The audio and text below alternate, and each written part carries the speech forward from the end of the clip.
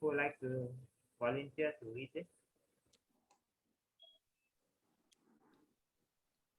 Um, Manju, you uh, want to? oh, Hare Krishna Prabhu, thank you.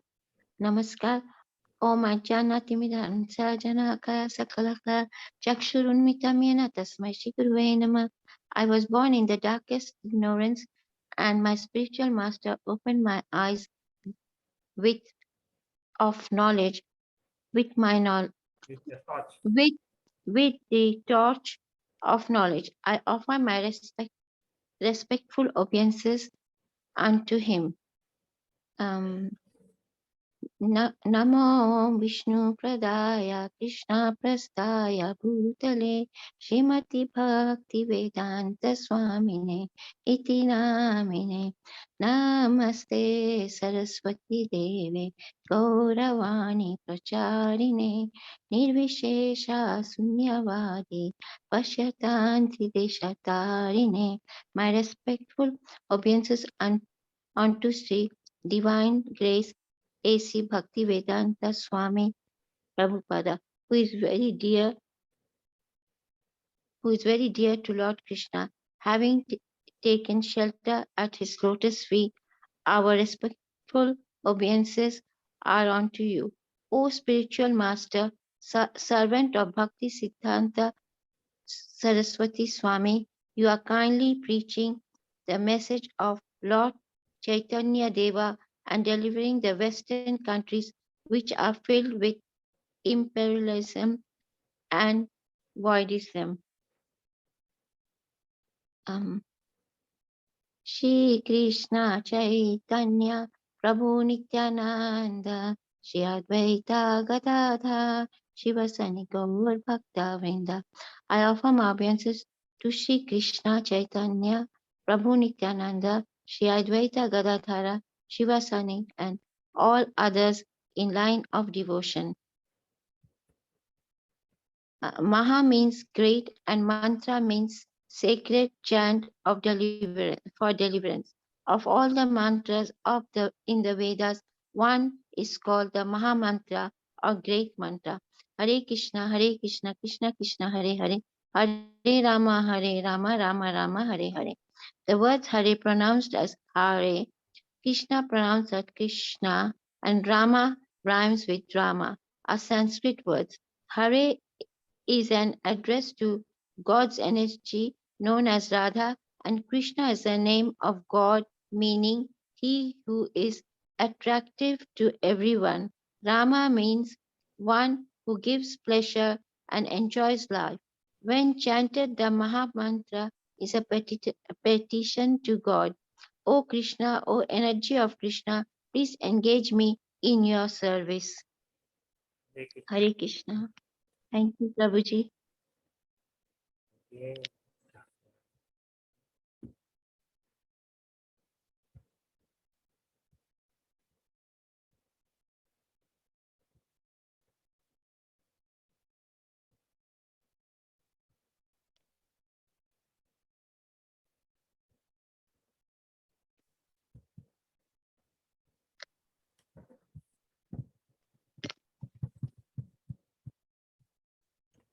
Okay, welcome to Gita Gyan, level 2, part 1. Next week will be part 2. We pay respect to Sri Sri Gaur Nichai. So, Gaurachandra is on the right, which is Krishna. Nityananda is on the left, which is Balaram. They came 500 years ago in the disguise of devotees to actually give us a special mercy that just by chanting the holy names, we can go back to the spiritual world.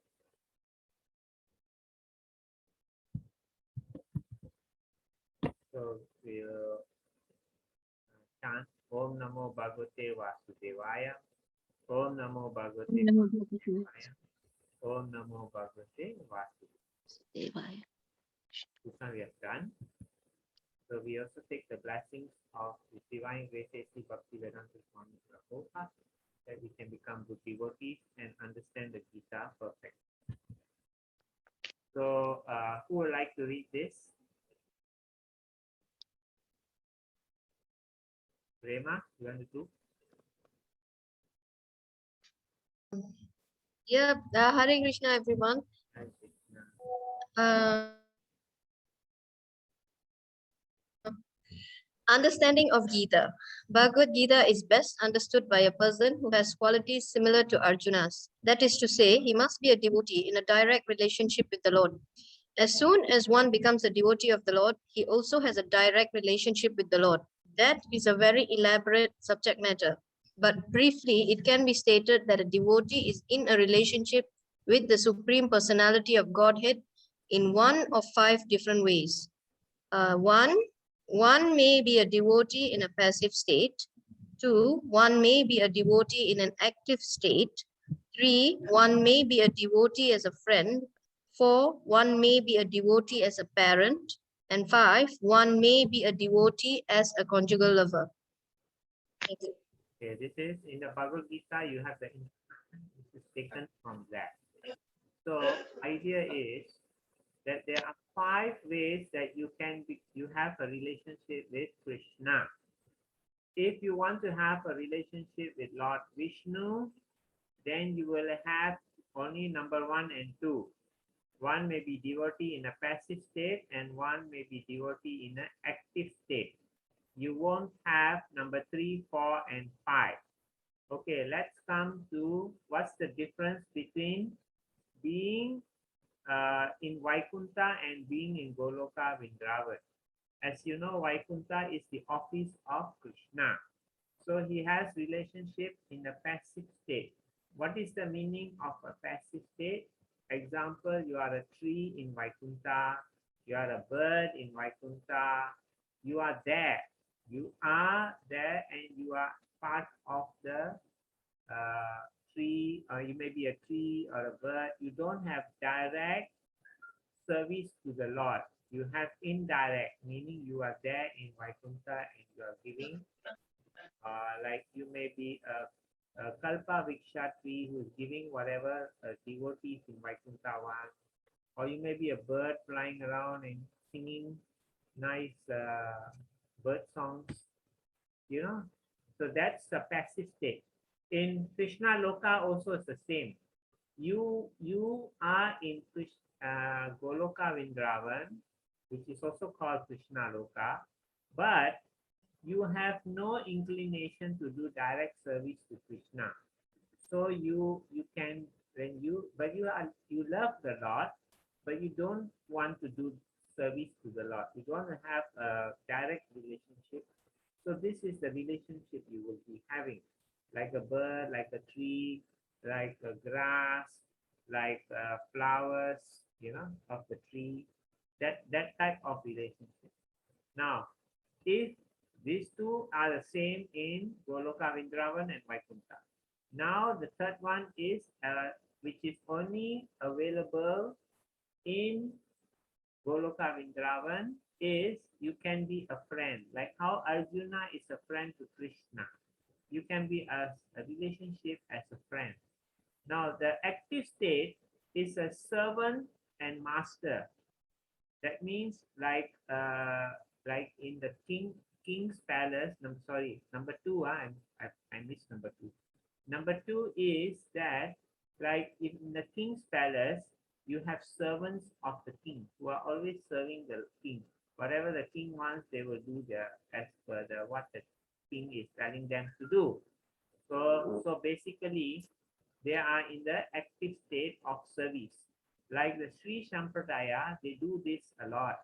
If you go to the Sri Sampradaya temples, they have a lot of worship, a lot of cooking for the Lord. In the way it is like in a mood of awe and reverence. When you go to the king's palace, you must have the mood of awe and reverence when you visit the king. So same thing when you are in Vaikunta, the servants of Vaikunta all have 4 arms like Lord Vishnu, right? So they look like Lord Vishnu. and they are servants of Lord Vishnu. Okay, so this is called the active state. Now in 3 and 4 and 5 is only in Goloka Vrindavan. You may be as a devotee, as a friend, like how Arjuna is a friend, how the Pandavas are friends, how Sudama, if you remember Sudama's story, he is a friend of Krishna. So this is how you can be a friend of Krishna. And then you may also have a relationship like a parent of Krishna. Like Vasudeva and Devaki, they are having a devotee relationship with as a parent. Like they always think of Krishna as their child. Like how Manju always thinks of Krishna as the Ladu Gopal.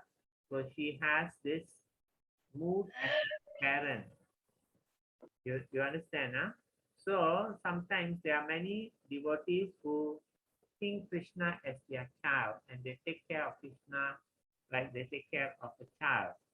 So like even Putana, you know the story of Putana? She wanted to poison Krishna. She was one of the demons and she put poison on her breast. But Krishna took it as a motherly figure and he sucked her breast, but in fact he killed her by sucking the life air out of her breast. But she went to the spiritual world as one of the mothers of Krishna. Now the question is, why is it that a demon who wanted to kill Krishna is able to go back to the spiritual world? Because in her previous life, Putana was the daughter of Bali Maharaj.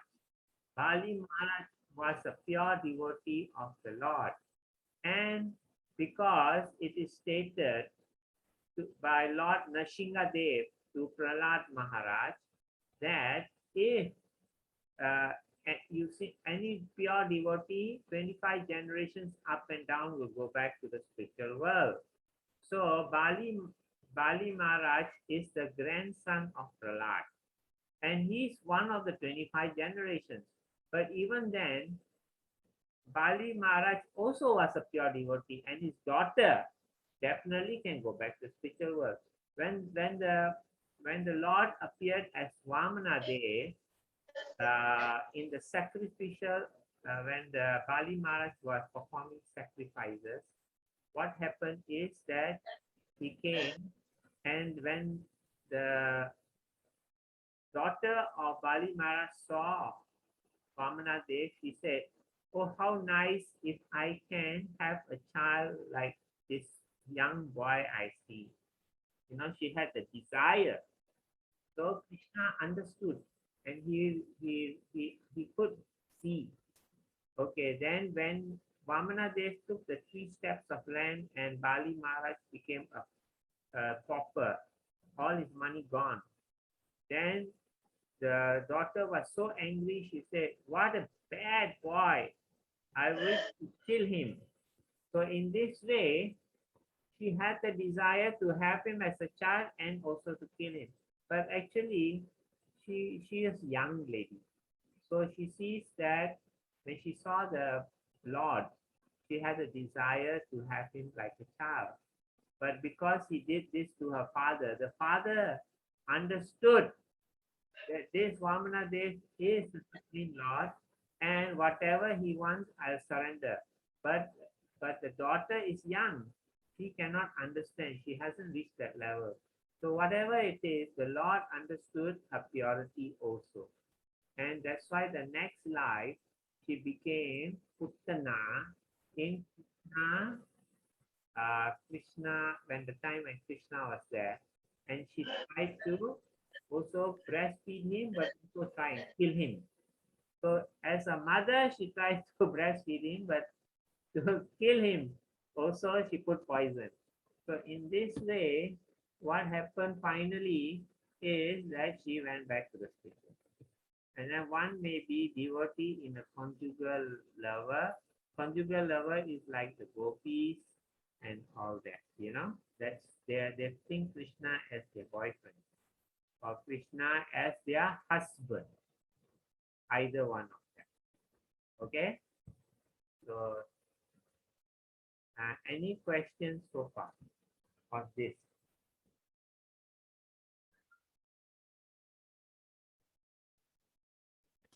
Any questions? No, sir. All understood? Who doesn't understand certain things, please let me know.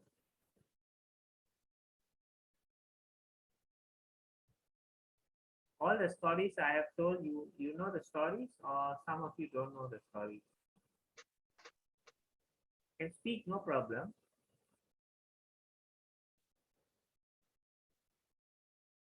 All, can we proceed? Can, huh? Anyway, at the end of the class, if you don't know any of the stories I've just said, you can always ask me again, all right? So today is contents of Gita summarized part 1. So let's take our Bhagavad Gita. Who would like to read Bhagavad Gita 2.1 and from the board 2.2? Parimala, you'd like to do that? Hare Krishna, Prabhu. Hare Krishna. Prabhu, text 1, you want me to read just the English translation, right?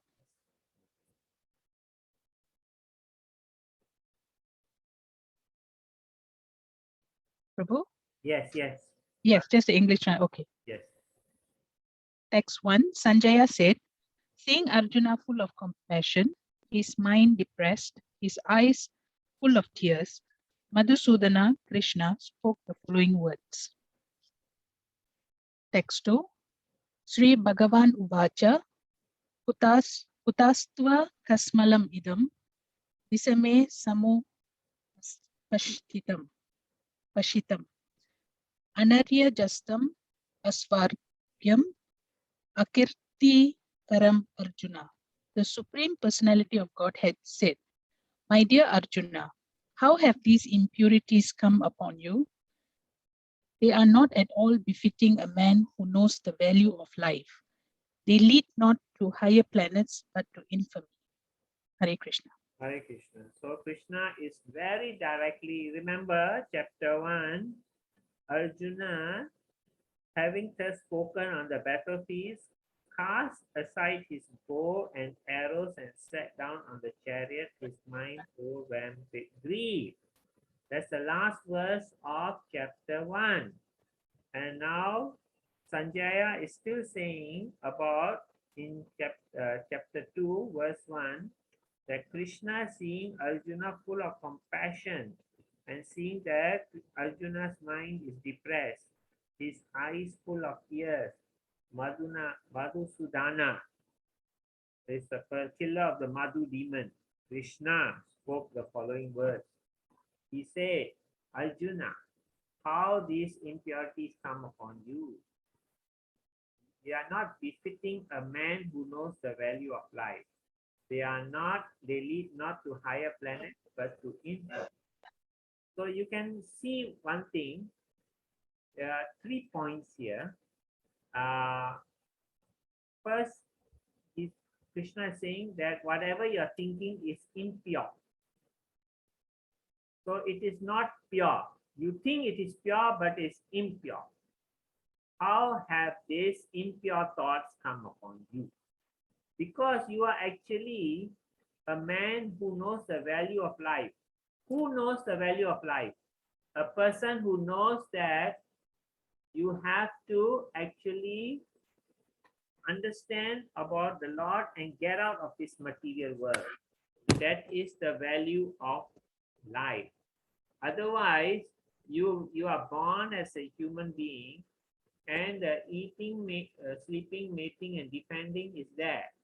But you cannot inquire about the spiritual things. So Arjuna is actually a man who is spiritually sound. So he says, Arjuna, these impurities, how come they come to you who knows about spiritual life? You see, that's why when Krishna asks Arjuna, Arjuna, either you take me or you take my army. Arjuna immediately say, I take you, Krishna. He knows the value of life. He knows that the Krishna is the most important. He knows the Supreme Lord is the most important. The other things is not important. So then again, Krishna says, they lead not to higher planets, but to infamy. He says that actually what you're thinking is impure, and you are a man of intelligence. How come you think like this? And they lead not to higher planets. You don't go to, because many people, they don't understand that when you leave Earth, you can go to the Deva planet. But that is not the final destination, which is what Bhagavad Gita and Krishna is saying. In Bhagavad Gita, what Krishna is saying is not the final destination. Later on, you will, I think you have gone through that.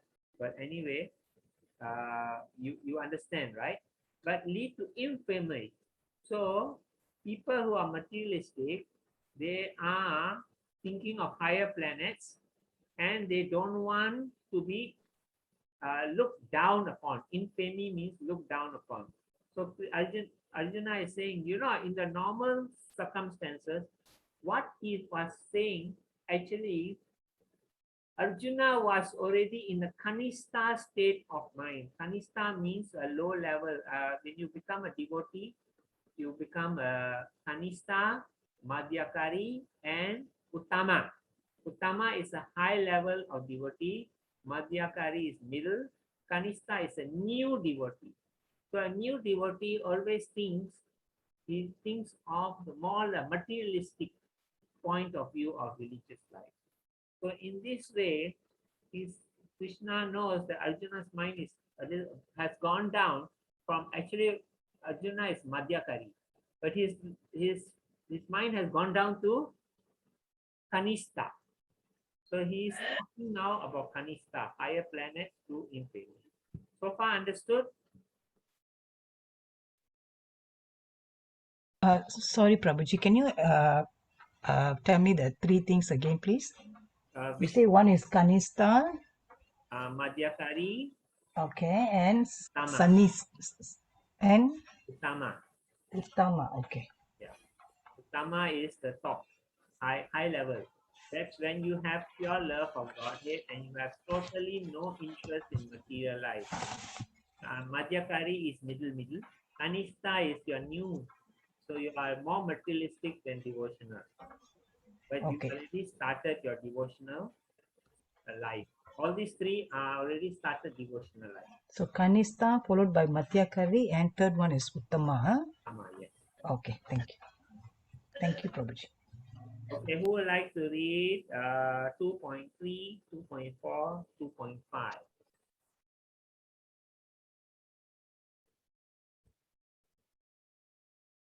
Come on. May I? Yes. O son of Pritha, do not yield to this degrading importance. It does not become you.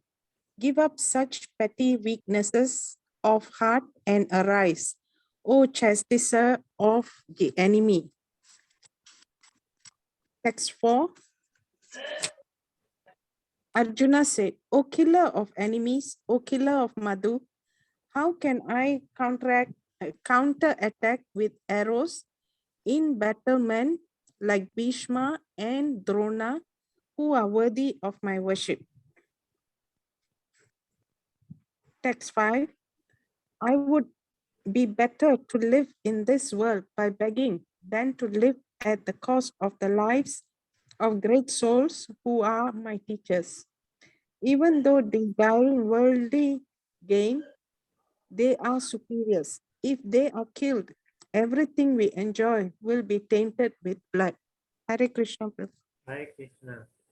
So you see, a guru or a teacher will tell directly, and Krishna is telling directly, first in 2.2, that you are thinking wrong.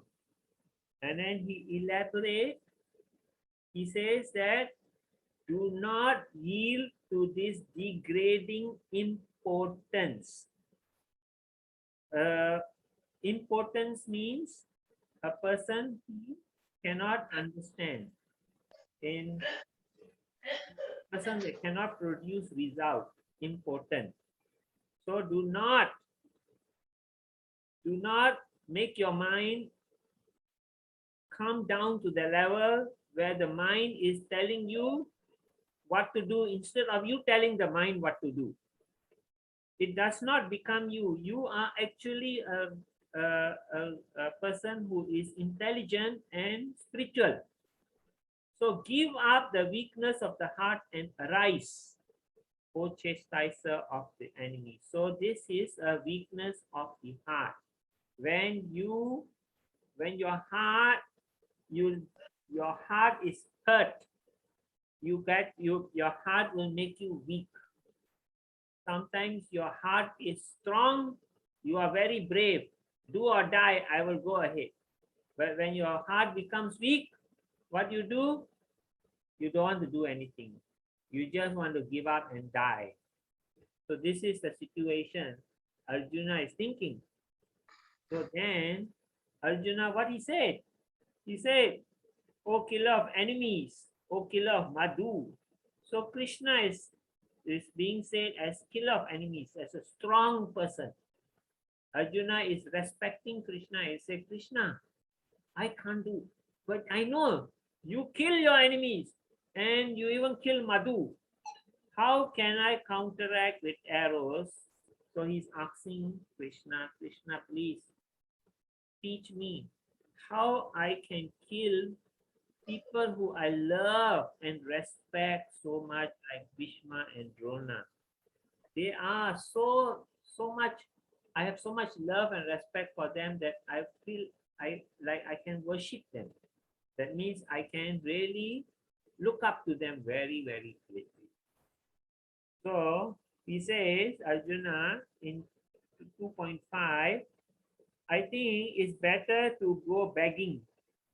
So what he's saying, I want to give up being the soldier and I want to go and be a beggar.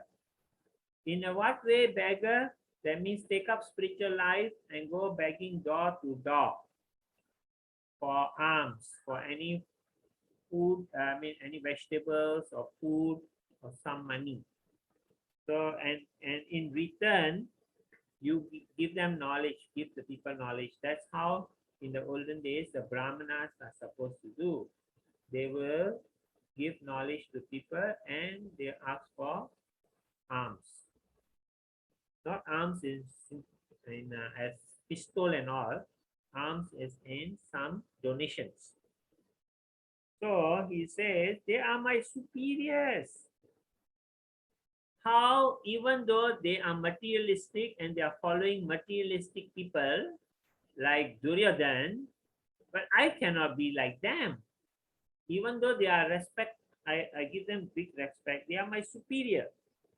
If they are killed, then I will be getting a lot of bad karma. I don't want to get this karma. Okay, so far understood what Arjuna and Krishna are speaking, right? Any questions so far? Hare Krishna, Prabhu. Yes. Prabhu, I have a question. You see, this is not the first. Arjuna is a Kshatriyan, and this is not the first battle that he has, he has had to fight. Yeah. And prior to coming to Kurukshetra for this battle, Krishna was the messenger, right? Who went over to have peace talk, and the peace talk failed.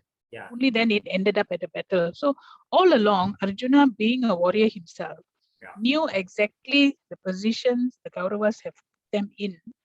Why would he, out of character, such a knowledgeable person, really have this sort of second guessing with physical symptoms at the battlefield? Sitting on the chariot with Krishna there. Yeah. Is it something? My thought is, was this feeling of fear and extreme compassion was really instigated by Krishna himself, so that this whole lesson can unfold? Okay. Okay, very good question. Thank you. So idea is that Arjuna is actually a very brave person and he fights a lot also. But this is the greatest fight of all battles. And in front of him, he has to kill all his teachers and respected elders also. So that is already different. If I tell you, Parimala, go, you are a soldier, okay? Today you are a soldier. You are Kshatriya. This Malaysia is being invaded by Indonesia. Go and defend the country. What you'll do, you take your gun and you shoot whichever Indonesians come, right? Yes, Prabhu. But then supposing you are told, okay, there is a civil war in Malaysia. So now I want you, your family members are not on the side of the government. I want you to go and kill your family members. Is it very difficult for you to do? Of course it's difficult. Your heart is there. You see, your family members may not be on the side of the government. Supposing there is some civil war. You understand civil war, right? Yes, Prabhu. So in one way, this one is a matter of the heart.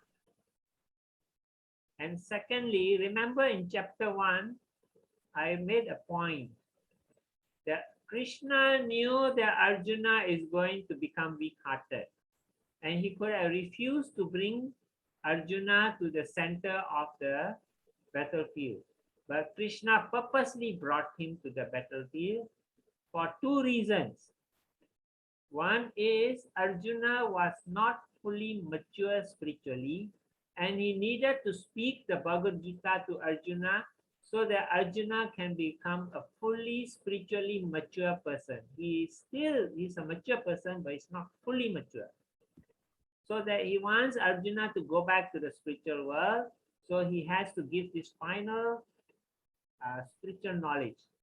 Second thing is he wanted the spiritual knowledge to be given to all of us, to help all of us to go back to the spiritual world. Remember chapter 1?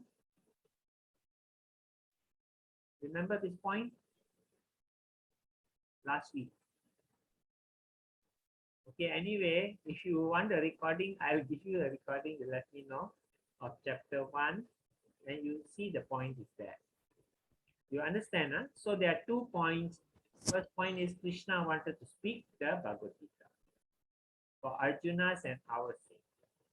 Second point is Arjuna is feeling difficulty in killing, and he has become now thinking on the materialistic platform. How can I kill? I will commit sin. I will go to hell. I don't want to go to hell.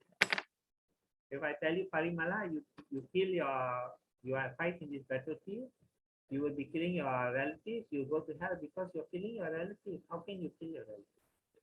Even though you're Kshatriya. Does that answer your question? Yes, Prabhu.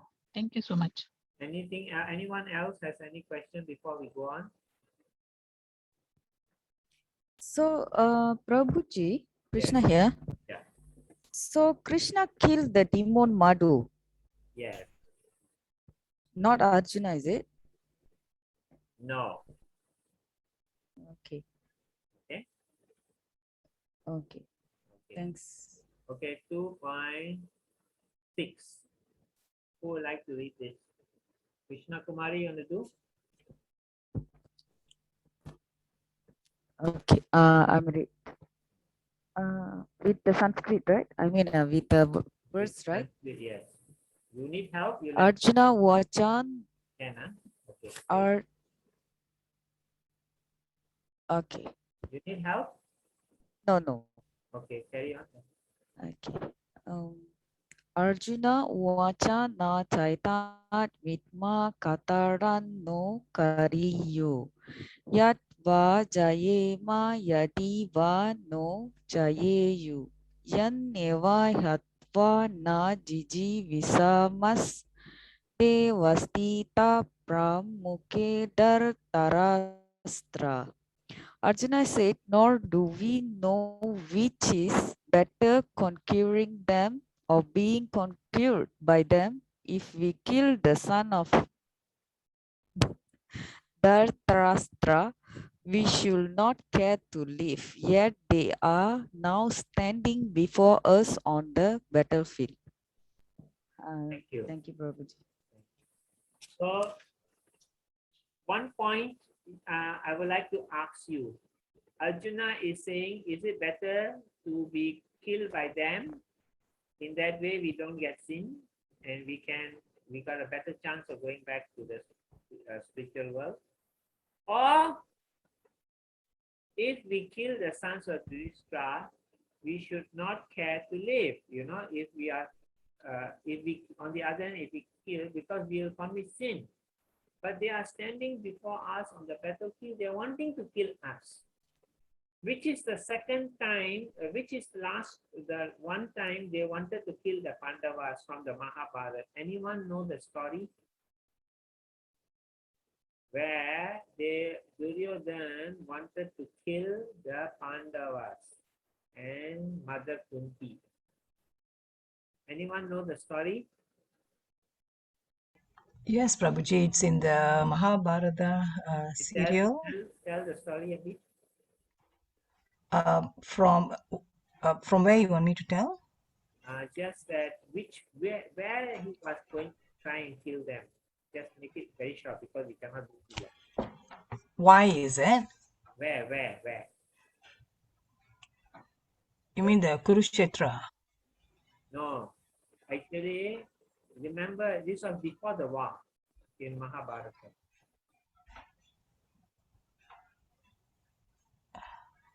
They were having a house where they make the house full of flammable thing, and they wanted the Pandavas to stay in the house, and someone was going to burn the house down and burn them down.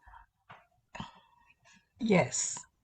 That is the time when the Kauravas wanted to kill them.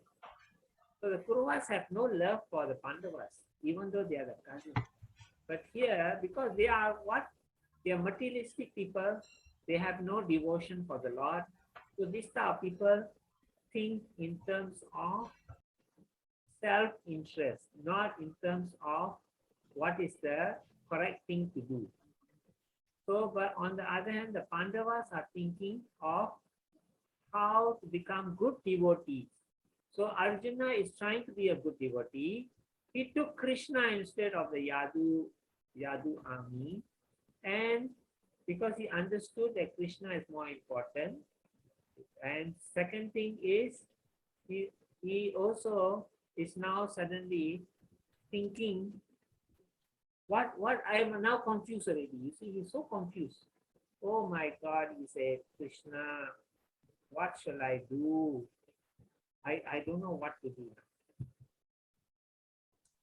Okay, so now we go to the next verse. Sorry, Prabhuji, your line is breaking. We can't hear you. Okay, which part did I stop? Which part did you not hear? Okay, you understood this, that Duryodhana and the Kauravas wanted to kill the Pandavas all the time, but the Pandavas always are trying to become good people and don't do bad for good, right? Can you hear?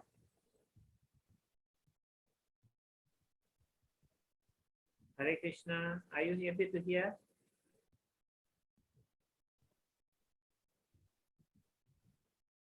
Rema, can you hear?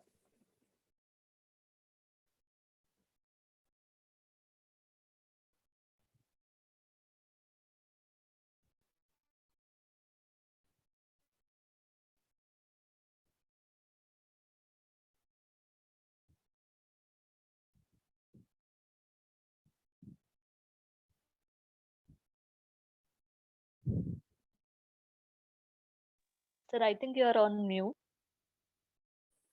Okay, can you hear? Yes, sir.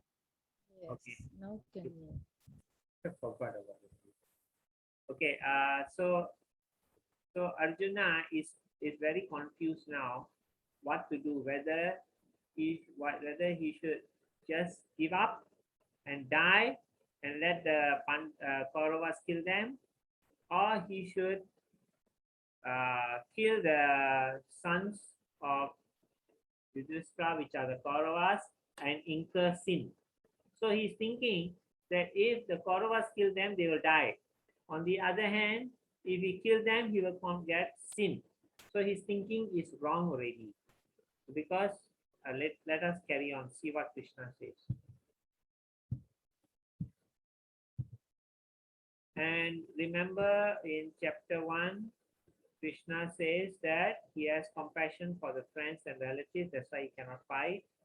And there will be no enjoyment even if he is victorious. And then he is fearful of sinful reaction, that's in chapter 1, and destruction of family traditions. So now we have an indecision in chapter 2, verse number 6. In this verse, he is indecisive what to do.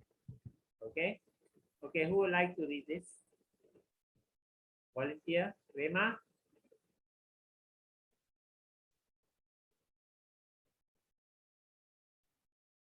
Okay. Karpanya dosopahata swabhava prachami tvam dharma samuda cheta yakrayat nischitam bruhi tanme sisyas deham sadi mam tvam prapanam. Now I am confused about my duty and have lost all composure because of miserly weakness. In this condition, I am asking you to tell me for certain what is best for me. Now I am your disciple and a soul surrendered unto you. Please instruct me. Thank you. So remember in the first level, we also did this same thing where Arjuna is surrender onto Krishna and say, you be my guru. That's why we need a guru, because sometimes, many times, we are really confused what is right and wrong, and the guru will put us in the right direction. So someone can read 2.8, 2.9, and 2.10. Who is haven't read yet? Hey, Prabhu, I will read. Is it okay? Yeah. 2.8 text, I can find no means to drive away this grief, which is drying up my senses. I will not be able to dispel it even if I win a prosperous, unrivaled kingdom on earth with sovereignty, like the demigods in heaven. Okay, 2.9. Sanjaya said, having spoken thus, Arjuna, chastier of enemies, told Krishna, Govinda, I shall not fight, and felt silent. 2.10, O descendant of Bharata, at that time, Krishna, smiling in the midst of both the armies, spoke the following words to the grief-stricken Arjuna. Hare Krishna. Hare Krishna. So you see how the situation is going on. Arjuna saying, I cannot, I'm just too weak. Or my whole body is just too weak. I just cannot fight. It's just too much for me. My heart is broken. I can't think of fighting at all right now. And he says that in 2.9, I will not fight. And he fell silent. And 2.10, Krishna is smiling. He's smiling, and you know, when your chief of that of the main commander in chief is saying that I don't want to fight, Normally, the government office, the prime minister will be thinking, oh my God, what can I do? This, my chief commander is not wanting to fight. But Krishna is smiling. Amazing, huh?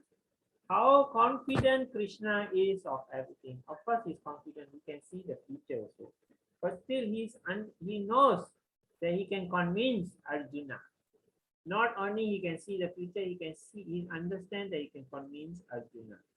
And then he said the following words. So now 2.11. Someone can read. Who hasn't read yet? Prabhuji, I can read. Yeah. After that, Ravinder, you read, huh? Okay, carry on, please. Sri Bhagavan Vacha Asocian Anva Sochtuang Prajna Vadam Cha Basase Kadasin Agate Sumcha Nanu So Chanti Pandita. The Supreme Personality of Godhead said, while speaking learned words, you are mourning for what is not worth of grief. Those who are wise lament neither for the living nor for the dead. Thank you.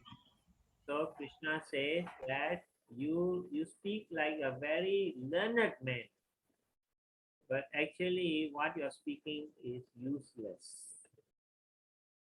You may be hearing something from a person who sounds very great, but actually it is useless. So in this way, he says, you are crying for something which you should not cry for. Those who are wise, those who are educated and intelligent and wise, they never cry for the living or the dead. Even for the people who are living, also they don't cry for them. Those who are dead, also they don't cry for them. Now, what does Krishna really mean by that? What is he trying to tell Arjuna? Let's see. Okay, Ravindra, you want to try? Do this? Natas evaham jatu nasam natvam nime janat janatpa na chaiva na bhavishyama sarve vaham ata param. Never was there a time when I did not exist, nor you, nor all these kings, nor in the future shall any of us cease to be. Hare Krishna. Hare Krishna, thank you. So he said, Krishna says that you are talking about these people. They have been all the time. They are in this world. I mean, in this world, and never time they were not existing, and never time they will not exist in the future. So Krishna is now speaking in a spiritual level.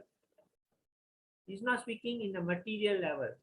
He says that I have always been around, and you also always around. These kings always around. In the future also none of us will die. So then Arjuna is totally taken aback. Huh? What are you talking about? Let's see. Who would like to read this? Who hasn't read? Ram?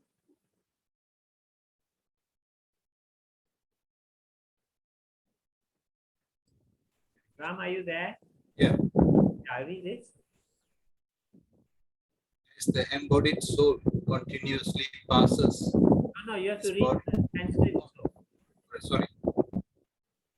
Dihino simi yat aha dihi omar yau vanam jara tata di haratara iras tatra na yati.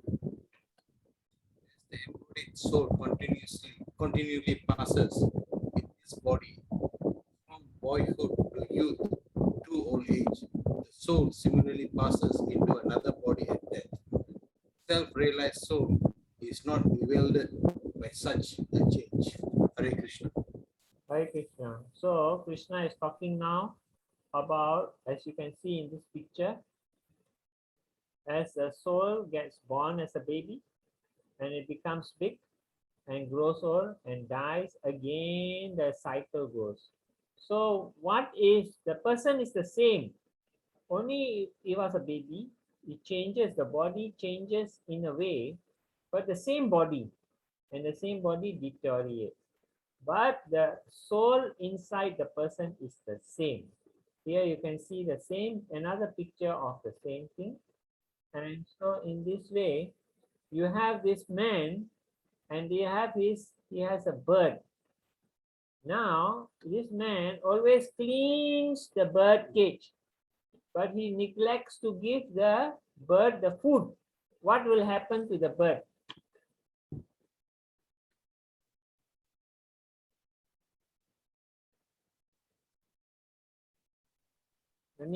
Your line is lagging. Can you hear?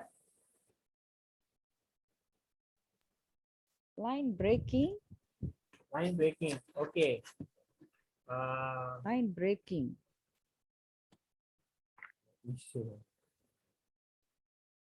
Okay, try again. So, Prabhu, basically the cage, Prabhu, Yes. cage is the body, Yes. and the person is actually cleaning the cage and only taking care of the body, but it's not feeding the bird, which is the soul. Correct? Yes, correct. So the bird will die. So basically, the bird represents the soul. The cage is the body. So what's the point if you only take care of your body, but you do not feed your soul? And what does the soul want? It wants to understand. It wants to understand what is what self-realize itself. That means you understand your relationship with the Lord. That is what the soul wants. That is the food for the soul. Scriptures are the food for the soul. So is seeing everything, if you have to see the soul, sometimes you hear, you cannot see some words, I mean sound you can't see, you can only hear. Germs you can't see. You can only know when you become sick, but you can't see germs. So sometimes this small things you can't see also. So idea is seeing is not everything. So you must also hear. What you hear? You must hear the scriptures from self-realized souls or from the Lord himself as from the scriptures. So someone can read 2.14, 15 and 16.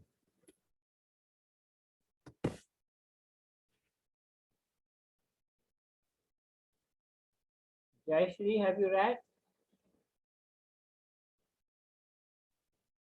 Hello, not yet, sir. Okay, can you read 2.15, Okay. 16? 2.14, 15, and 16, right? Yes. Okay, sir. O son of Kunti, the non-permanent appearance of happiness and distress and their disappearance in due course are like the appearance and disappearance of winter and summer seasons. They arise from sense perception, O Kayan of Bharata, and one must learn to tolerate them without being disturbed. Shall I read next one, sir? Yes. 15? 14, 15, 16. Okay. Okay. O best among men, Arjuna, the person who is not disturbed by happiness and distress and is steady in both is certainly eligible for liberation. 16. Those who are those who are seers of the truth have concluded that of the non-existent, the material body, there is no endurance, and of the eternal, the soul, there is no change. This they have concluded by studying the nature of both. Thank you. Thank you. So, idea Krishna is now speaking about the soul. He is telling Arjuna, Arjuna, we are not the body, we are the soul. And he is giving an example that sometimes you get happiness, sometimes you get distress, but they are not permanent. The happiness, things that make you happy will also leave. Then sometimes the things that make you sad, distress, give you problem, also will go away. Just be patient. They are all temporary. And it's like winter and summer, they are temporary. When the winter comes, it's not going to be winter forever. There will be a change. And when the summer comes, it's not going to be summer forever. So these are all actually, you have to tolerate them without being disturbed, because they are not going to hurt your soul. They are only actually affecting your body. And then he says that you should not be disturbed by happiness and distress, and is steady in both, certainly eligible for liberation. This is a very, very strong point that Krishna is speaking. 2.15. Please remember this. When things become very good, don't be happy too much. And when things are really bad, don't be sad too much. Just be equipoised. You take it, when the happy things come, what you do? You say, Krishna, you're so kind. I don't deserve this, but you have given me this. Thank you anyway, Krishna. I fully appreciate what you've given. And when things bad happen, you say, Krishna, I know you're giving me this distress because you want me to learn something from this. So I'm thanking you also. I'm trying to find out what is the thing I'm supposed to learn. So if you understand that everything is impermanent and everything is something that Krishna gives you, thank Krishna. Krishna gives you problem, thank Krishna, because you are understanding. You have to learn something from that. To make you a better person, Arjuna is given this problem of fighting the war to actually uplift him also. He is being an instrument. So in this way, this is very important for having peace in your life. You don't get affected by happiness and distress. You just be thankful and just be tolerant. Thankful when Krishna gives, tolerant when things are not correct. So this is, and thankful when Krishna gives, and learn from the problem. Thomas Edison, the person who invented the light bulb, 1,000 times he tried to make the light bulb. Every time he failed. Did he give up? No. Next, try again. Try. And the 1,000th time he succeeded. And he invented the light bulb. So that is what Krishna wants us to do. Try until we succeed to go back to the spiritual world. Don't give up. You will make it. Krishna will help you, don't worry. And in 2.16, Krishna says that the material body is non-permanent and soul, there is no change.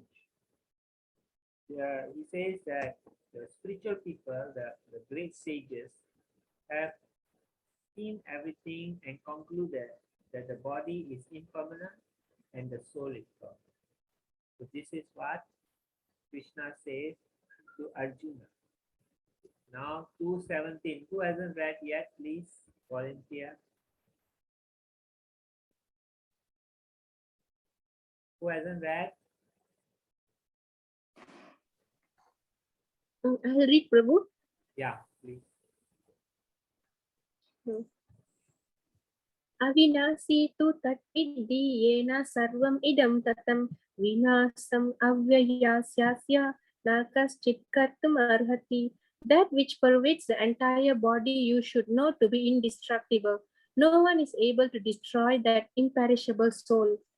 Kavita, can you read 2.18 from the this one? Okay, 2.18 is Yeah. the English translation.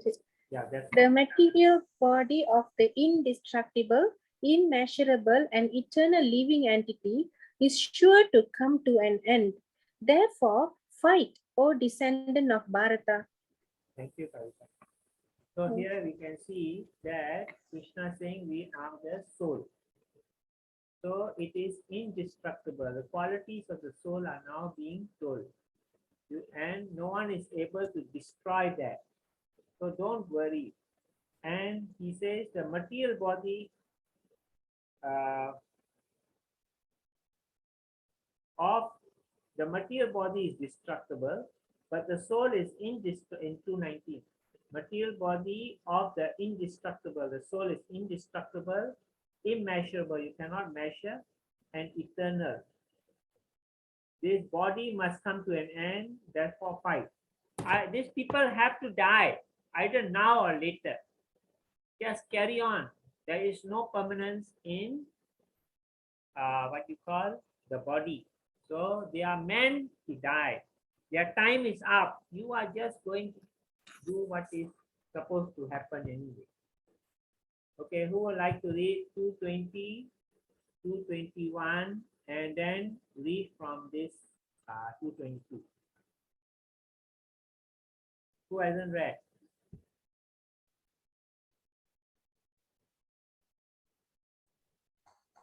Hare Krishna, Prabhu. Hare Krishna. Text 20, right, Prabhu? Yeah. For the soul, there is neither birth nor death at any time. He has not come into being, does not come into being, and he will not come into being. He is unborn, eternal, ever existing, and primeval. He is not slain with the body in slain. Text 21. O Pratha, how can a person who knows that the soul is indestructible, eternal, unborn, and immutable kill anyone or cause anyone to kill? Okay. And This one, you have to read the Sanskrit also of this. Okay. Vasamsi jirnani yatha vihaya navani garnati naroparani tatha sari rani vihaya jirnani anyani samyati navani dehi. A person who puts on new garments gives up old ones. The soul similarly accepts new material bodies and giving up the old and the useless ones. Hare Krishna, thank you, Mataji. So you can understand Krishna is now speaking about the permanence of the soul and the qualities of the soul. There is neither birth nor death. The soul as always is there, eternal. It is eternal. And it does not change. And he is unborn, eternal, ever existing, and primeval. He is not slain when the body is slain. In the Vedas, it is written that the Rig Veda is written that the Lord is unborn, and the Devas are the ones that are the servants of the Lord, and they are under the direction of the Lord. So same way here again in Bhagavad Gita, it is saying that the soul is unborn. We are came out from the Supreme Lord. We are part and parcel of the Supreme Lord. As the Supreme Lord is unborn, we are also, soul is also unborn. So that is the permanence of the soul. The bodies are all temporary. Remember, 3/4 of the spiritual living entities are in the spiritual world. 1/4 of the living entities are in the material world. And the spiritual world is 3 times as big as the material world. But Krishna is The universal form of the Lord encompasses both the material and the spiritual world. So we are all part and parcel of Krishna. So we can always remember Krishna is telling that the soul is unborn, eternal, ever existing, premier. Premier means always there. He cannot be slain, and when the body is slain, the soul cannot be slain. So Krishna is now trying to educate Arjuna and us that the soul is permanent and the body is temporary, just like clothes. Right? This example is a very interesting example. Like you wearing clothes, after the clothes become useless, you take it out and you wear new clothes. Okay?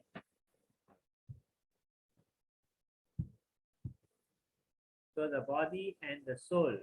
Example is the car is like the body, the person inside the car is like the soul.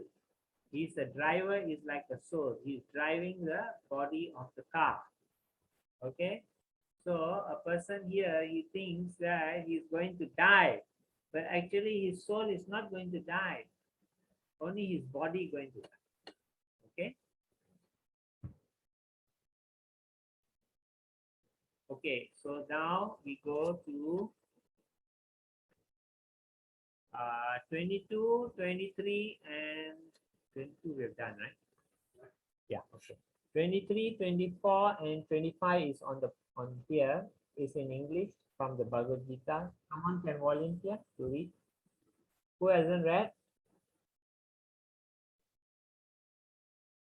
Who hasn't read? Manju, have you read?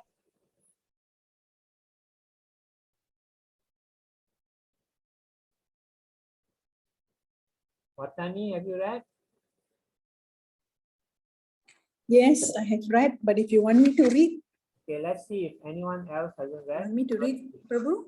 Yeah, you wait for a while. Let me see anyone. Hello, Prabhu, can you? Can you hear? Prabhuji, you want me to read Krishna here?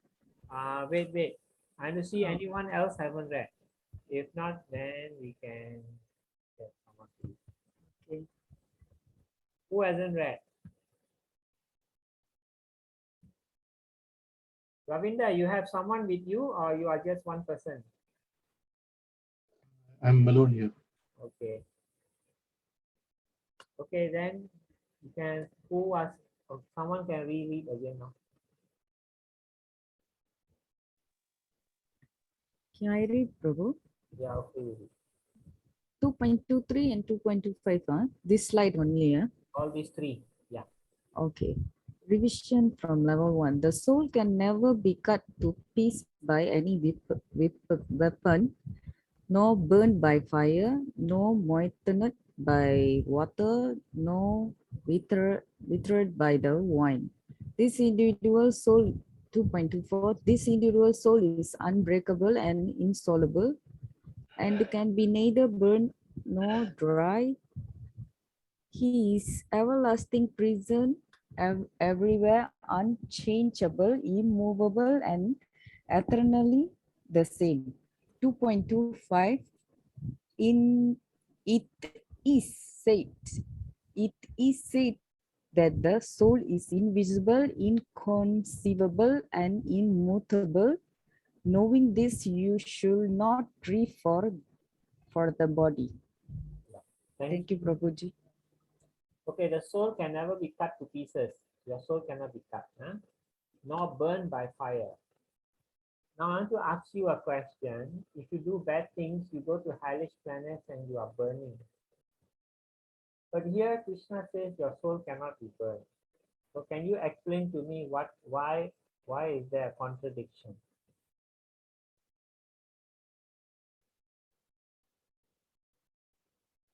Is it that the karma is being burnt? No. That's not the answer. The soul cannot be burned, but here. Can I try? Yeah. Yeah, Prabhu. Prabhu, the soul assumes a temporary body. So the one that's burning is really the temporary body, not the soul itself. Which temporary body? Some When Uh, you die, you left your body. Right? yeah, we left the gross body. gross body. We left what we leave behind is gross body. Okay. Then the soul assumes a subtle body. Yes, Mm. you are right. Correct answer. So what's burning is really the subtle body and not Suffering is our subtle body. not the soul itself. The soul doesn't burn. Good. Thank you. And Soul is last forever. yeah. So it cannot be body moistened by burn. water nor withered by wind. Okay, the soul cannot be affected by the weather and all. So this is unbreakable, insoluble, can neither be burned nor dried. He is everlasting, present everywhere. What do you mean by present everywhere? Now this is another question I will ask. I know Krishna is present everywhere, but how can the soul be present everywhere?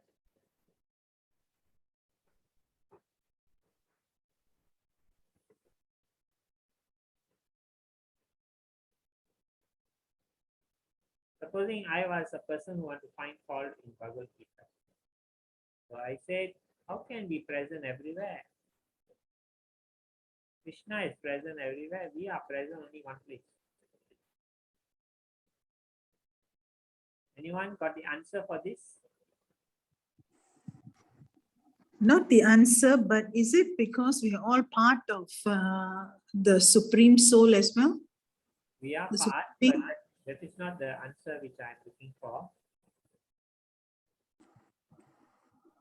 Can I try? Is it because of the mind? Okay, what about the mind? When the mind thinks that of somebody or something, the soul travels there? No, now Krishna is speaking about the soul. He's not speaking about the subtle body or the mind. What do you mean by present everywhere? We know Krishna can be present everywhere. But how can we, as a super soul, he can be present everywhere, right? But how can we be present everywhere? We are not God. We can't split ourselves. Okay. Anyone want to suggest any more before I give you the answer? The soul actually... Is it about the conscious? Yeah, tell me. No, I just wonder, is it about the consciousness that is spread all over the body? No. It's not present. Not that. That's not what it means. Present everywhere. Everywhere you can be there. Okay. The answer is that the soul cannot be limited by material things. He can go anywhere he wants. It's not restricted unless he is stuck in the body. But if you are a pure soul, you can go anywhere. When you are liberated soul, without the subtle body, then you can go anywhere. You can be present everywhere. You can be present here, you can be present there, you can go anywhere.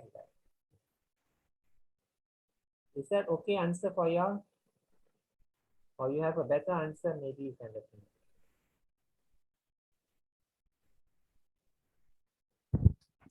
You understood this point?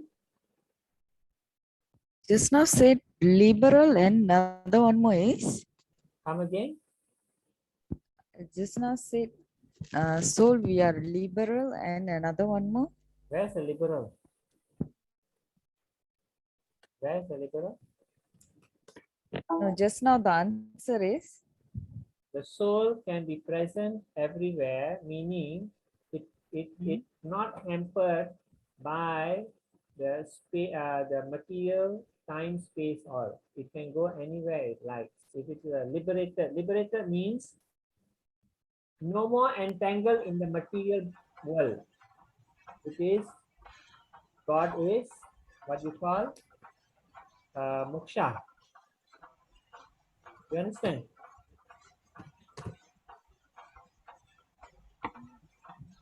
Krishna, are you there? Muksha, meaning of Muksha, Prabhuji? Liberated, that means you already reached perfection. You don't have to come back to this material world. You go back to the spiritual world.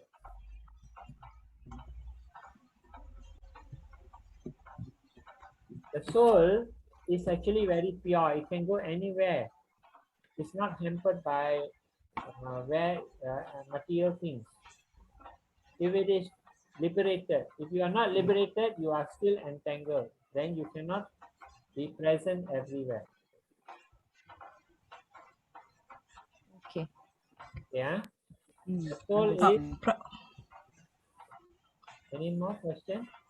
Yes, Prabhuji, you're talking about the soul here is after it has left the material bodies, eh? Yeah, in this context, present everywhere. Yeah. It has left the material body. Yeah. That means Okay, yeah. thank you. No more. And the Thank soul you, is Prabhuji. invisible. You cannot see the soul, is so small. Inconceivable. You cannot understand the qualities of the soul. And immutable. What is the meaning of mutable? Cannot change. Yeah. So cannot be changed.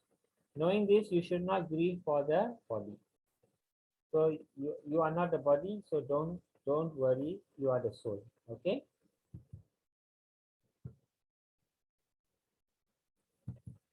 (26) and 27, 28. Who would like to read this? I think everyone read already, is it? Vatani, you want to read?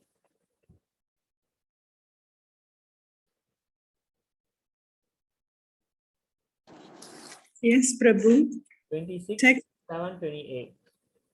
26, 27, 28. Okay. If, however, you think that the soul or the symptoms of life will always be born and die forever, you still have no reason to lament, O mighty armed. Okay, text 27. One who has taken his. This one. This on the Which bottom. one? Oh, okay. All right. 1 minute. Okay.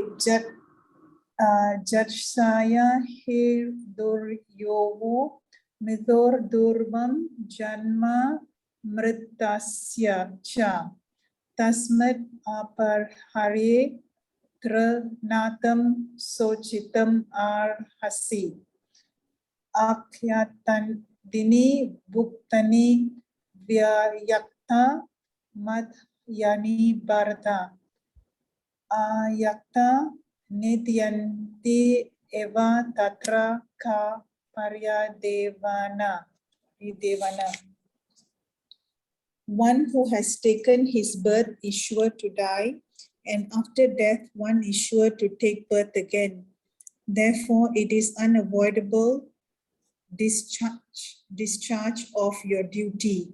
Unavoidable. Therefore, unavoidable discharge of your duty.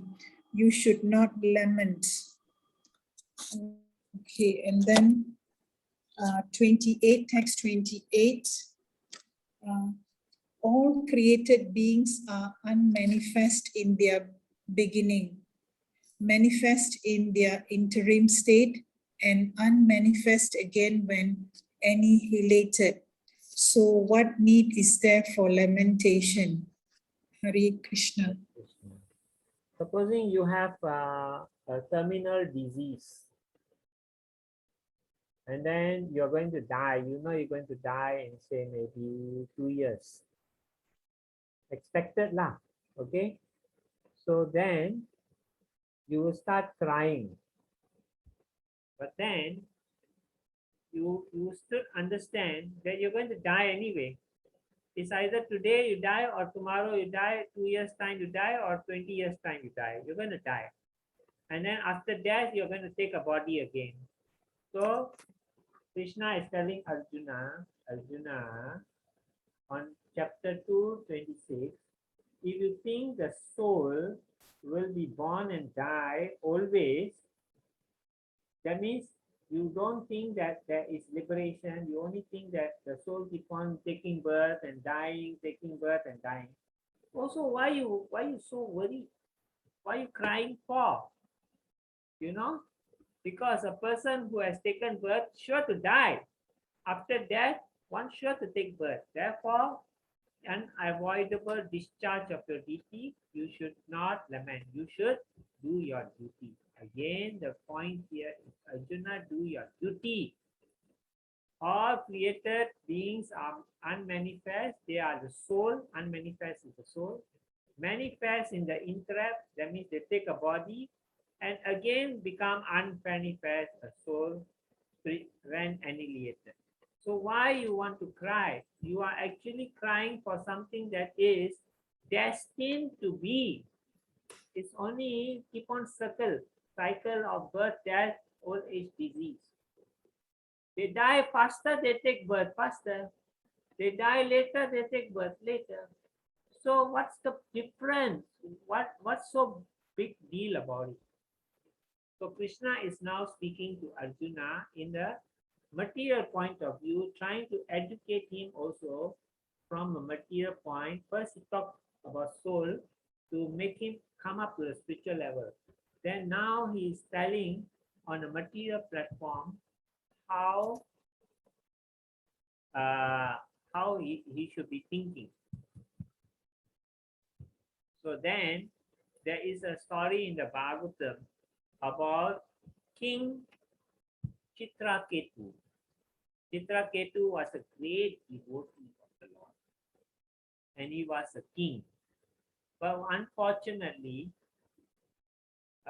he had a wife and then the wife cannot give birth.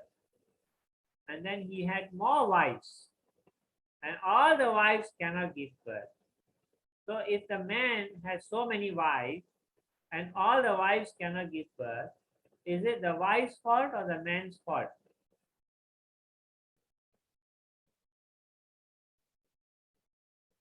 I'm asking, anyone like to answer? Could be the man's fault, Prabhu. Man's fault, because cannot be all the wives cannot give birth. So it's the guy who could not. Yes. So anyway, he was very depressed. He had so many wives. He thought that one wife he take, no baby. Okay, maybe the wife is the problem. Take another wife. Also no baby. Take another wife. Until he got so many wives. He should, after some time you should stop. But no, he keep on taking more and more wives as if he's not the person that is in fault. The other, maybe the fault is lying in the woman that he's marrying. That's ridiculous. Anyway, you know, these times, these things happen. People never blame themselves. They only like to think maybe the other fellow is at fault. They never think maybe I am at fault. So the idea is he was very sad, but he was a devotee. And he was very sad that he's got no wife and he's a king. And after this, when I die, who's going to run my kingdom? So that is another problem that people think, oh, my son I should have a son so that he can take over the kingdom. So that is all faulty thinking because nothing belongs to you. It's not your kingdom, it's kingdom Krishna gave to you. Anyway, he was very sad, but he was a devotee, he was very respectful to spiritual people and all that. So anyway, one day two munis came, two holy men came to his palace, and he treated them very nicely because you know they are spiritual people. He got them nicely treated, give them prasad, get them nice place to stay, and then they said to the king, "Oh king, you have everything. I see you have a big kingdom. In the kingdom, there is no scarcity of anything. Everyone is fully opulent. Everyone is happy. Everyone is rich. But I see that you are sad. What's your problem?" Then the king said, you know, I have a very big kingdom, very prosperous kingdom, but then you know, I have no son. Who's going to take over? And then the rishi said, You know, you are not destined to have a child. So just be happy. He said, no, I can't. I cannot be happy. I still am unhappy. I cannot accept. Then can you please help me, give me a child? He said, we can help you, give you a child, but then the child will be the cause of your happiness and also the cause of your unhappiness. You will also become unhappy from the child. He said, no, how can I be unhappy? I get child, I'll be the happiest man on earth. No problem. Please give me a child. So anyway, the rishis make a big fire sacrifice, did some mantras, and then they took a fruit from the from the offering, you know, and he said, give to your eldest wife, and then she will bear a child. So then he gave to the king was very happy. He gave the fruit to his first wife, and the wife gave birth to the child. And then he was very happy. He was take a big celebration. They are so happy, so happy. And everything was very pleasurable to the king. You know, the Krishna says, don't become too happy and don't become too distressed. So this one was too happy. He was too happy, and he was so happy. He was just thinking his life is happy. Is very good. But who was unhappy? Because the king suddenly neglected all his other wives. He only loved his wife who gave him the baby. If you have many wives, as a king, you should look after everyone and love them also. Even though the first wife gave you the child, you should not neglect. So they become very unhappy, you know, and then they thought to themselves that, you know, before the king had a child, the king was looking after us and treating us very nicely. Now he got a child, he's neglecting us, and like he's thinking, he's making us think like we are useless. So then what is the cause of our problem? The child. So how to solve our problem? Get rid of the child. How to get rid of the child? Kill the child. So they put poison in the food of the child. And then the child ate the food and he died. Next morning, the child did not get up. The queen went and told the servants, wake up my son. Why is it he's not awake? So the servant went to see the child. But the child was dead and cold. And then the servant was so frightened. She went out and told the queen, Queen, I don't know what's wrong with your child, but he's not getting up. You go and see him yourself. So the queen went in and saw the child and tried to wake up the child, but the child was cold. And she realized that he's dead. And then she became so unhappy, she fainted. And everyone called the king, your queen has fainted. So the king came and he saw his wife fainted and he saw his child and he tried to wake up his child, but the child was cold. And he realized the child is dead. So he also fainted. So both of them were fainted and the servants tried to get them up. And when they got up, they saw the child, they fainted again. Again, they got up and they started crying and crying and crying. So they are saying, what is this? And then the two sages which gave them, this is now already after a few years, 2, 3 years, 3, 4 years. So then the sages came at that time and said, oh king, why are you crying? He said, my son is dead. Of course I'm crying. You gave us the son, the chance to have a son, and now the son is dead. My whole life is gone. The sages say, remember I told you that the son will be the cause of your happiness and unhappiness? And the king said, no, that is not fair. How can you take away the life of my son? You please bring him back. When he came, I was very happy. Now you cannot, unhappiness, I can be unhappy other way. But you cannot take away my son and say it will be a cause of my unhappiness. I do not accept. So the sages said, okay, I will bring him back to life. So they brought the son back to life. And the son looked at the parents and asked the parents,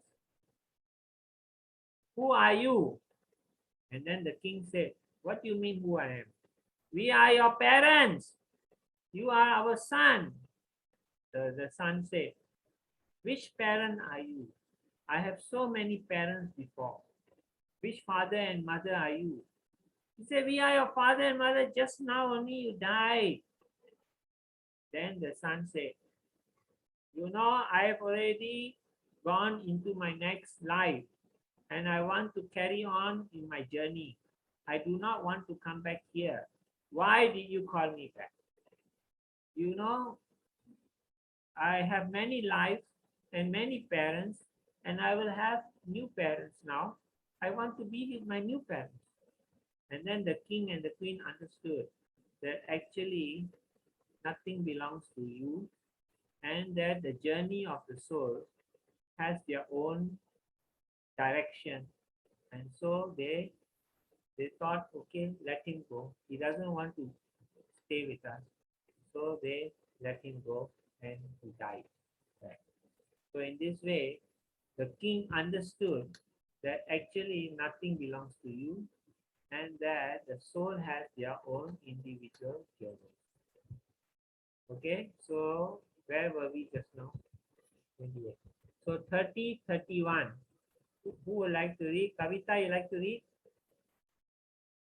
Okay, Prabhu, I'll read 31. Yeah, 30. 31. Swadharmam api chaveksya navika pitum arhasi dharmyat diya yutta chreyonyat satriyasya na vidyate. Kavita, wait, you're supposed to read 30 first from the book. 31st, okay. 30, 30. Oh, I thought, okay. Yeah. O descendant of Bharata, he who dwells in the body can never be slain. Therefore, you need not grieve for the living being. Okay, now you read 31. Considering your Yeah, carry on. Okay, considering your specific duty as a Satriya, you should know that there's no better engagement for you than fighting on religious principles. And so there's no need for hesitation. Thank you. So in 230, O descendant of Bharata, he who dwells in the body can never be slain. Therefore, you should not grieve for any living being. So now I want to ask you, oh, this verse is very good. If I kill anybody, why worry? I never kill. He just died. His body is just, he has to change his body. So I kill him. It's okay. Is it correct thinking or wrong thinking?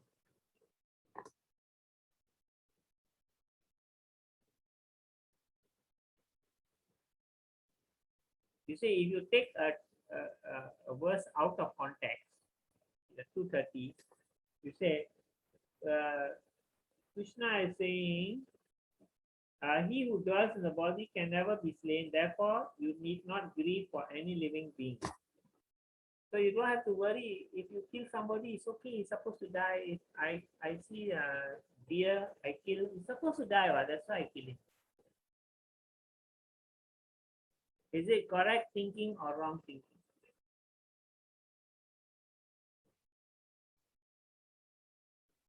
Anyone like to try? That is wrong, Guru.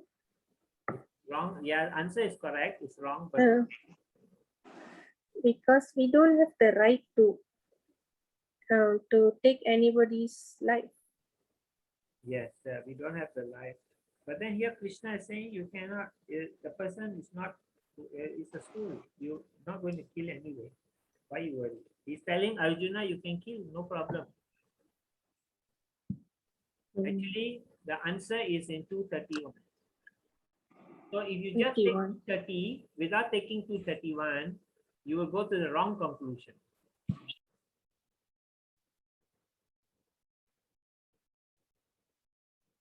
someone like to explain? I give you a hint already. Prabhu, can I try? Yeah. Because the Kshatriyans, the dharma is to the prescribed duty. If you are performing your prescribed duty, and in this context is Arjuna is a Kshatriyan, so fighting a war and more so it's under religious principle is not sinful. Yeah. So actually there are two parts of it. If you are Kshatriya, you can kill. And if you are Kshatriya and you're fighting on religious principles, is even better. There are two parts of it. Okay. So if you are, and why is Krishna is explaining. Okay, who would like to read 32, 33, 34? You can read again the second time. Whoever has read one time can volunteer again.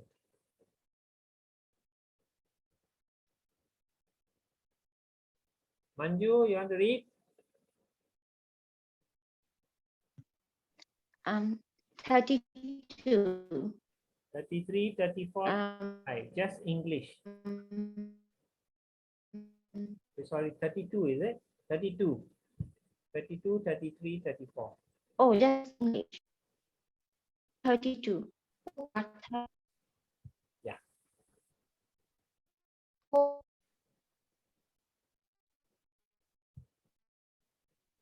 We can't hear you.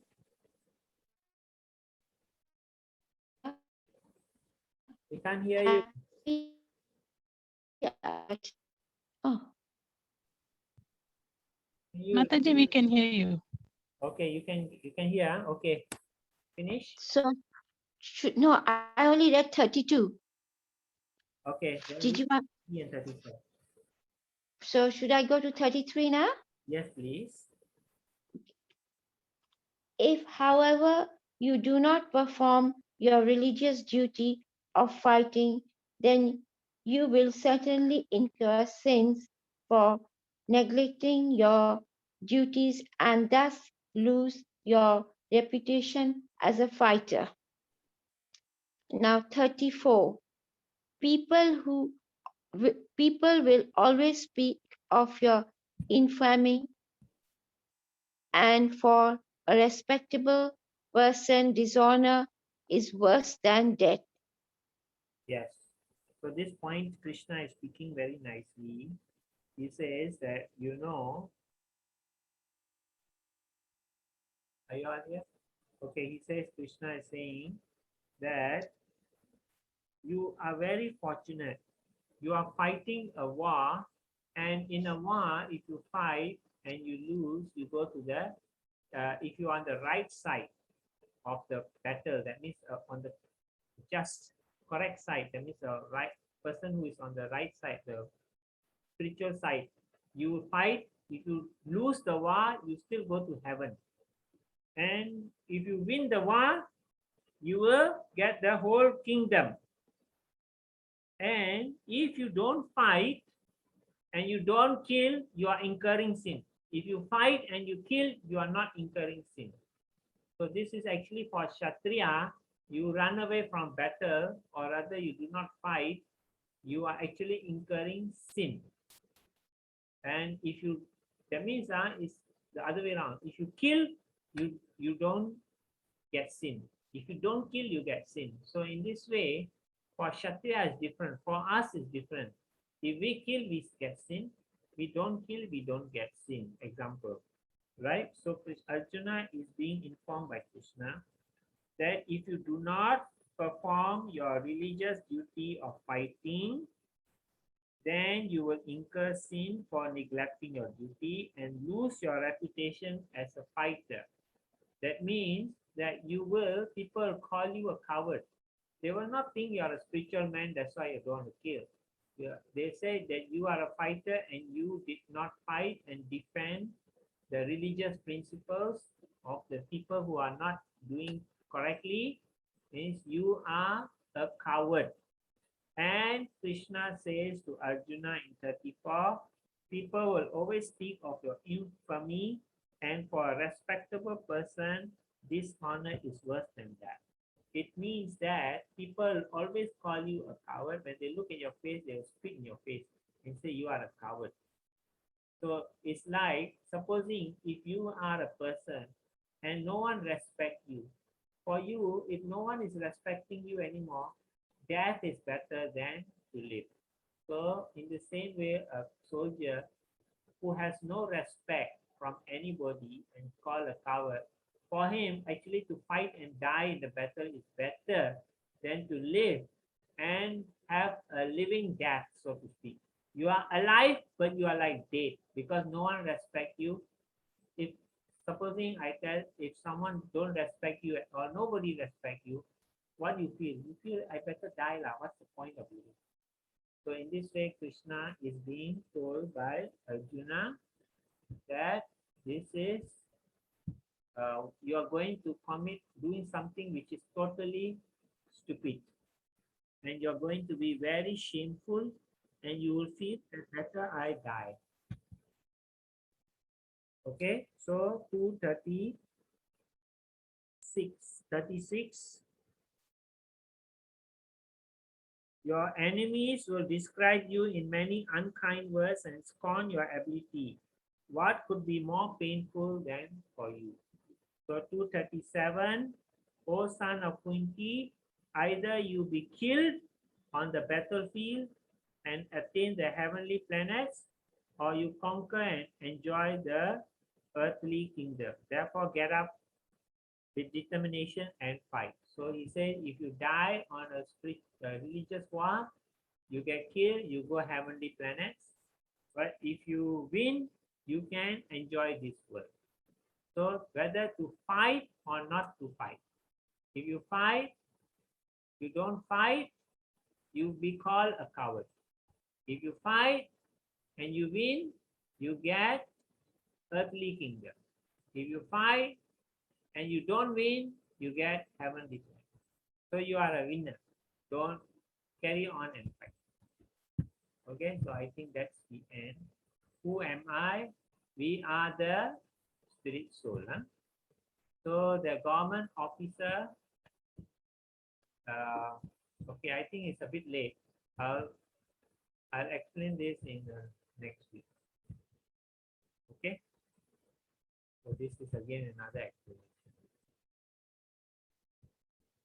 Okay, next week we'll continue. Any questions? Sorry, it became quite late. Huh? 9:16. Any questions?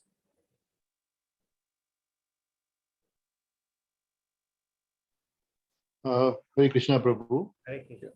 Just to be clear, that the diagram you described for the winners of the war, they will of course attain the earthly kingdom. Yes. But after that, since they did their dharmic duties as Kshatriyas, after getting the earthly kingdom, and when they die, they will attain the heavenly kingdom also. Yes, actually the dharmic kingdom they get the earthly kingdom, but then they have to become a devotee still to go get a spiritual kingdom. That's a separate matter.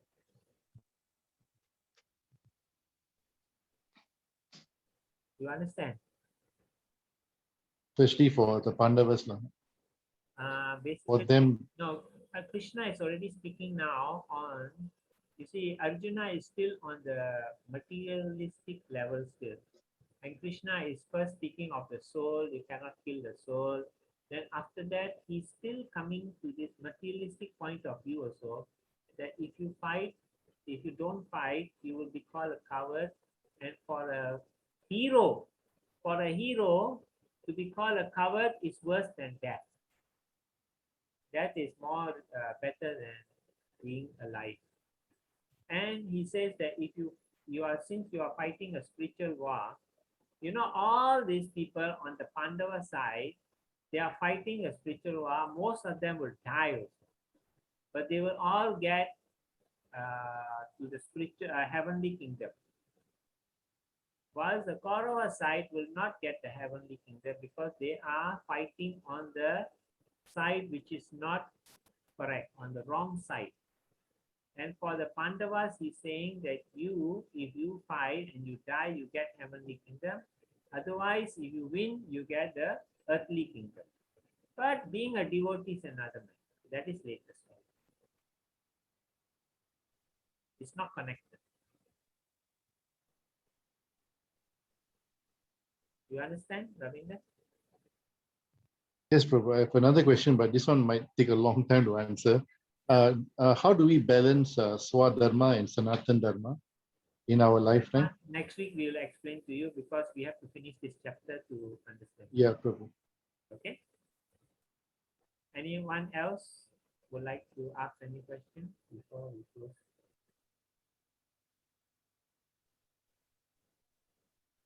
Okay, so far so good. Next week we'll finish the chapter 2. Now Krishna is explaining to Arjuna first part, and the second part again he's going to explain. The second part is more on spiritual. Okay. No question. So thank you very much.